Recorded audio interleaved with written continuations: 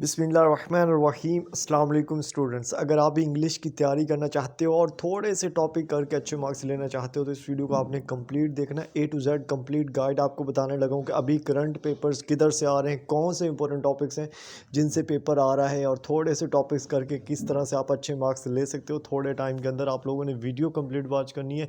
A to Z जितने भी कुछ क्वेश्चन मुझे मिले हैं वो आप लोगों के साथ शेयर करूँगा जो करंट पेपर्स हैं, ठीक है। तो फर्स्ट ऑफ ऑल तो आपने हमारे चैनल को सब्सक्राइब कर देना और CS11 के करंट पेपर्स मैं ऑलरेडी शेयर कर चुका हूँ। इसी तरह मोस्ट दूसरे भी चैप्टर्स हैं जिन पे मैं ऑलरेडी वीडियोस बना चुका हूँ, वो भी आप देख सकते हो, ठीक है। फर्स्ट ऑफ ऑल तो जो हमारे पास इंग्लिश 101 है ना, इसके मैं कुछ जो है ना वो इंपॉर्टेंट टॉपिक्स डिस्कस करने लगे हैं और कुछ जो अभी करंट पेपर्स हुए हैं वो डिस्कस करेंगे इस वीडियो के अंदर, ठीक है। तो फर्स्ट ऑफ ऑल जैसे कि आपके पास ये हमारे पास पहला एक पेपर है, ठीक है। यहाँ पे मैं अपनी व्हाट्सएप से डायरेक्ट आपको कर रहा हूँ क्योंकि इतना टाइम नहीं है। मैं खुद अपना पेपर आज दे के आऊँ और मेरा नेक्स्ट पेपर है, तो इसलिए टाइम नहीं है। लेकिन आप लोगों के साथ वो प्रॉपर इन्फॉर्मेशन शेयर करना मेरी ज़िम्मेदारी है। इस वजह से आप लोगों के लिए इस तरह की वीडियोज़ बना रहा हूँ। काइंडली आप लोगों ने सपोर्ट करनी है, आपको एक एक चीज़ की समझ आ जाएगी, ठीक है। तो फर्स्ट ऑफ ऑल जो हमारा पहला पेपर हमारे पास है, स्टूडेंट ने शेयर किया था 8 बजे, ठीक है। उसने क्या बोला था कि पेपर शॉर्ट लेक्चर्स में से था, ठीक है। मतलब उसने शॉर्ट लेक्चर्स लिए थे। शॉर्ट लेक्चर किसके बेस्ट हैं वो आप लोगों के साथ शेयर करूंगा, थोड़ा सा सब्र करना है, ठीक है। यानी कि उसने शॉर्ट लेक्चर लिए थे और एक चीज़ मैं बता दूं, जिन लोगों को ये लगता है कि फाइल्स करने से पेपर हो सकता है वो ये वीडियो स्किप कर सकते हो, उनके लिए ये वीडियो नहीं है, ठीक है। तो यहाँ पे सबसे पहला जो आपको पता चल गया कि पेपर जो है ना वो टोटली शॉर्ट लेक्चर से था, टोटली कंसेप्चुअल आता है जो कि मैं ऑलरेडी बता चुका हूँ, ठीक है। उसके बाद है पैरेललिज्म, ठीक है। ये कुछ टॉपिक्स हैं, ठीक है, इनका आप स्क्रीनशॉट अभी लेके रख लें, ठीक है। ये कुछ टॉपिक्स हैं जिसमें पैरेललिज्म है, फंक्शनल वर्ड्स हैं, टेंसेज हैं, सिनोनिम्स हैं, एंटोनिम्स हैं, कोहेरेंस है, एम्फसाइज है और एडवर्ब है, ठीक है।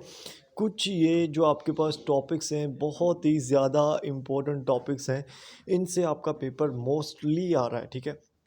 आपने इसका स्क्रीनशॉट ले लेना है। इनको कैसे करना है वो मैं आप लोगों के साथ शेयर करूंगा, ठीक है। पहला पेपर तो ये था जिसमें स्टूडेंट ने बोला कि सारा पेपर इसमें से आ रहा है, इन क्वेश्चन से आ रहा है, ठीक है। उसके बाद जो दूसरे पेपर की अगर हम बात करें, सेकंड पेपर की बात करें, ठीक है। तो ये 10 बजे का पेपर है, ठीक है। इसमें मेन टाइप ऑफ टेंसेस, ठीक है, जैसे कि ऊपर वाले में भी हमने देखा है कि टेंसेस वाला जो टॉपिक है उसमें से पेपर आया है। तो मेन टाइप्स ऑफ टेंसेस जो हैं उनमें से पेपर आपका आ रहा है, ठीक है। उसके बाद पंक्चुएट करने थे 3 से 4 MCQs।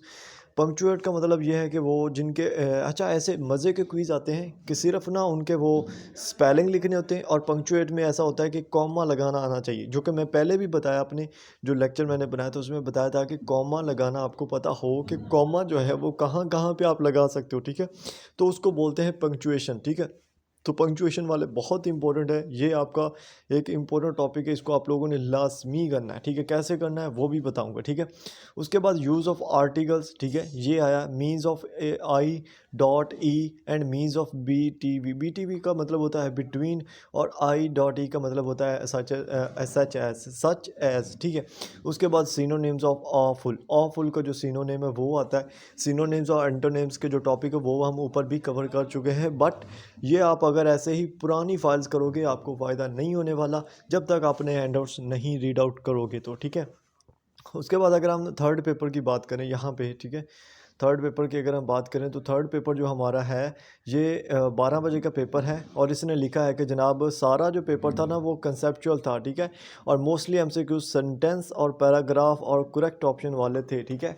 यानी कि सेंटेंस जैसे कि ऊपर हमने बोला है कि टेंसेज वाले जो टॉपिक्स हैं उनमें से, पैराग्राफ वाले से और करेक्ट ऑप्शन वाले से। करेक्ट ऑप्शन वाले का मतलब ये है जैसे कि ये सिनोनिम होता है ना, उसका बोलते हैं कि जो ऑफुल का सिनोनिम है वो बताओ, और दूसरे एंटोनिम्स दिए होते हैं और बाद का वो ये बोलते हैं कि मतलब कि वो डेफिनेशन होती है और उसका बोल देते हैं कि इज़ इट ट्रू और नॉट, ठीक है, यानी कि यस और नॉट, ठीक है। उसके बाद जो हमारे पास नेक्स्ट क्वेश्चन आया है यानी कि नेक्स्ट पेपर आया, उसमें उसने बोला है कि मैम हालिम के लेक्चर्स वो भी जस्ट लास्ट वाले 6 लिए थे और भाई ईज़मान और मरियम मैम हालिम के क्विज़ 3 4 की वीडियोस। अच्छा, अब यहाँ पे आप लोगों ने पता है क्या करना है।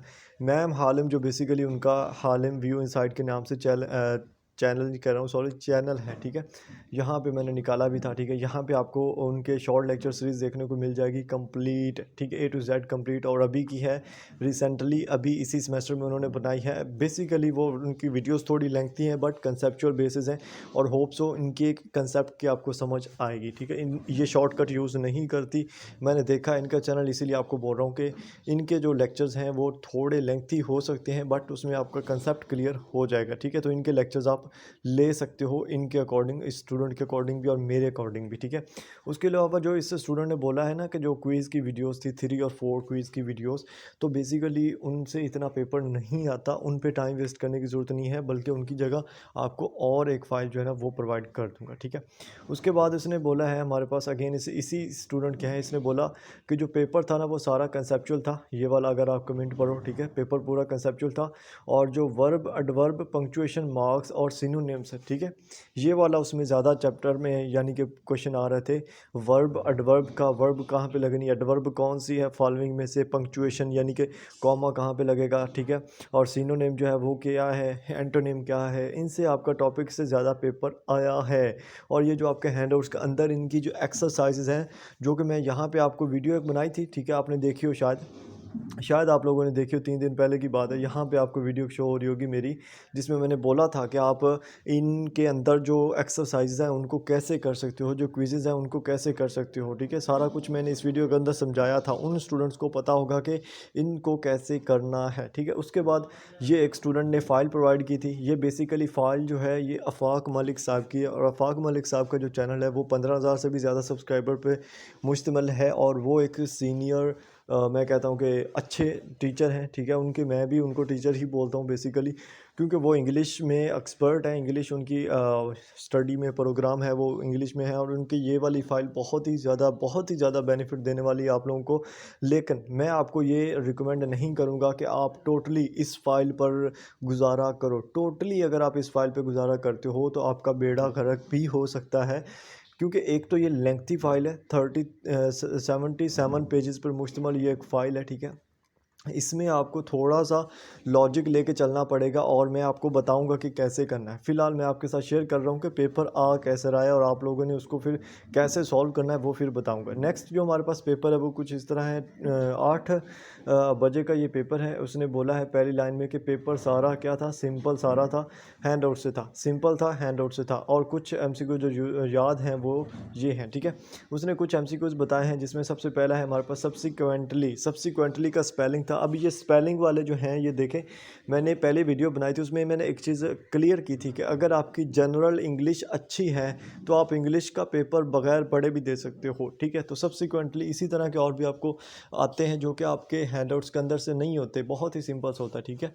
उसके बाद इन्होंने बोला है हमारे पास indefinite pronouns are always take singular verbs, ठीक है। ये एक इसका MCQ आया है, इसको आप भी नोट कर लें कि इनडेफिनेट जो प्रोनाउंस होते हैं वो हमेशा सिंगुलर वर्ब्स यूज़ करते हैं। इनडेफिनेट कौन से होते हैं भला, जो बिल्कुल क्या होते हैं कि यानी कि आप कह सकते हो कि जिनके साथ सिंगुलर वर्ब्स आती है, सिर्फ सिंगुलर वर्ब्स आती है, उसमें प्लूरल जो चीज़ें हैं वो नहीं आएगी, वाहिद चीज़ आएगी सिर्फ और सिर्फ, ठीक है।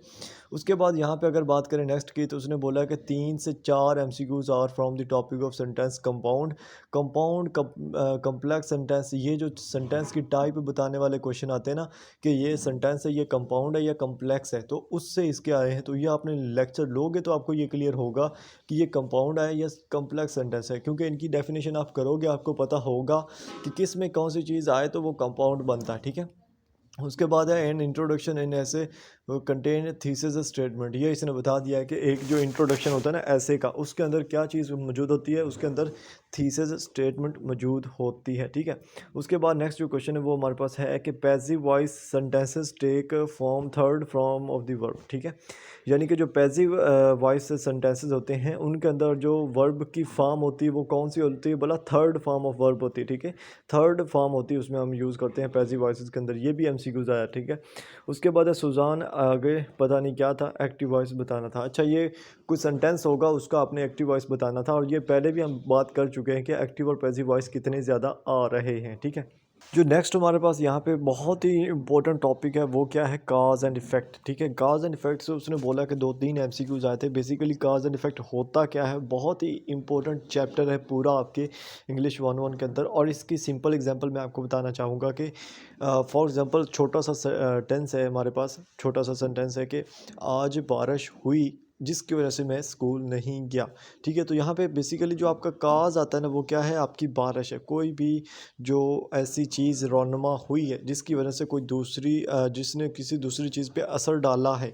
ठीक है, बारिश वाक़या हुई है जो कि आपका काज है, और उसका इफ़ेक्ट जो उसका असर था वो ये था कि मैं स्कूल नहीं गया। इसको बोलते हैं काज एंड इफ़ेक्ट। बहुत ही इंपॉर्टेंट टॉपिक है ये, मैं पहले भी जो हमारी वीडियो बनी थी मैंने उसमें भी बताया था। ठीक है, उसके बाद पंक्चुएशन वाला टॉपिक जो है वो बहुत ही ज़्यादा इंपॉर्टेंट है, उससे बहुत ही ज़्यादा एमसीक्यूज़ आ रहे हैं।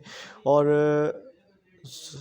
अच्छा, मतलब यही वो बोल रहा है कि पेपर इजी होता है। ठीक है, पेपर इजी होता है लेकिन होता कंसेप्चुअल है।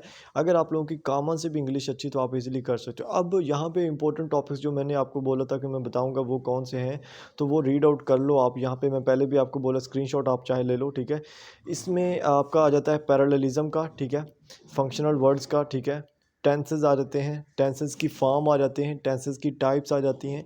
ठीक है, टेंसेस के अंदर जो आपके कंपाउंड टेंस सेंटेंस हैं वो आने चाहिए आपको। ठीक है, एडवर्ब एडजेक्टिव उनके भी वो पूछता है बीच में कि इनमें से कौन सा लफ्ज़ एडवर्ब एडजेक्टिव है, सिनोनिम्स एंटोनिम्स। ठीक है, कोहेरेंस, ठीक है, एम्फसाइज, एडवर्ब। उसके अलावा काज एंड इफेक्ट। ठीक है, कौन सा बोला, काज एंड इफेक्ट का जो चैप्टर है वो। ठीक है, और पंक्चुएशन। ठीक है, इसमें पंक्चुएशन नहीं दिया हुआ लेकिन पंक्चुएशन जितने भी हैं वो आपको आने चाहिए। मतलब कि मेन उसमें आपका कॉमा है, कॉमा सप्लाइज जो है वो आपको आना चाहिए कि कहाँ कहाँ पे कॉमा लगता है, कहाँ पे आप उसको यूज़ कर सकते हो। ठीक है, समझ आई, कॉमा सप्लाइज, कॉमा कहाँ कहाँ पे लगेगा। ठीक है, फुल स्टॉप कहाँ पे लगता है, ये चीज़ें। ठीक है, तो ये चीज़ें अगर कर लोगे उसके बाद आप अगर एक दफ़ा शॉर्ट लेक्चर ले लेते हो, ठीक है, आपके पास टाइम है तो आप शॉर्ट लेक्चर ले लें। ये वाले जो हैं सर्च करेंगे ना, जस्ट यहाँ पे फाइनल टर्म प्रिपरेशन सर्च करेंगे या short lectures bye ma'am Halim, तो तब भी उसका आ जाएगा। ठीक है, ये कर लेना आप। ठीक है, और यहाँ पे जो एमसीक्यूज़ फाइल ये है ये मैं आपके साथ प्रोवाइड कर दूंगा। इसको आपने एक दफ़ा पढ़ना है लेकिन फुली डिपेंड नहीं रहना है इस पे। पहले आपने दूसरे काम कर लेने, उसके बाद आपने इसको पढ़ना है। और अच्छा, मज़े की बात यहाँ पे, ठीक है, मज़े की बात आपको बताता चलूँ, जो है ना आपके वो इंग्लिश के क्विज़ेस 3, 2, 4 जो भी हुए हैं, ठीक है, उनको करने का फ़ायदा नहीं है यार, उनसे पेपर नहीं आएगा इतना। ठीक है, उनकी अगर आप वीडियोस देखो, या ऐसे ही जैसे अभी यहाँ पे एक वीडियो आई हुई है, ये देखे, जैसे एक ये वीडियो है। ठीक है, इसने 40 एमसीक्यूज़ यानी 50 एमसीक्यूज़ कर लिए होंगे कवर 20 मिनट के अंदर, लेकिन इन एमसीक्यूज़ से कोई एक एमसीक्यूज़ भी नहीं आने वाला। ठीक है, जहाँ तक मेरा तजर्बा ये कहता है। ठीक है, तो इस तरह की जो वीडियोस होती हैं उनको करने का फ़ायदा नहीं होता, जिसमें सिर्फ आपको 40-50 एमसीक्यूज़ दे जाए और बोलें कि सारा पेपर इसी से आएगा, तो ऐसा नहीं होता।